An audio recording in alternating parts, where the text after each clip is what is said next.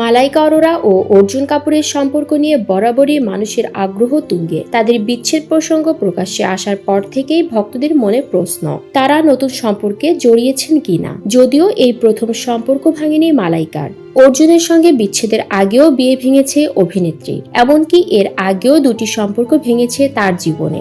এ অবস্থায় অনেকের মনেই প্রশ্ন, বিচ্ছেদের পর প্রেম নিয়ে কি ভাবছেন মালাইকা। এবার সে বিষয়ে নিজেই ইঙ্গিত দিয়েছেন অভিনেত্রী।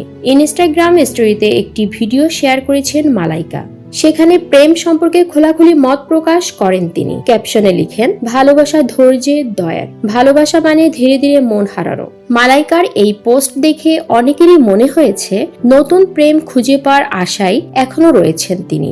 অন্যদিকে সম্প্রতি নিজের বিয়ের পরিকল্পনার কথা জানিয়েছেন অর্জুন কাপুর। অভিনেতা বলেন, এখনো বিয়ে নিয়ে পরিকল্পনা করিনি, তবে তেমন কিছু ভাবলে প্রথমেই সকলকে জানাবো। ব্যক্তিগত জীবন নিয়ে আমি এর আগে বহু কথা বলেছি, বাকিদের আমার জীবন নিয়ে কথা বলার সুযোগ দিয়েছি, কিন্তু আপাতত আর ব্যক্তিগত জীবন নিয়ে কথা বলতে চাই না।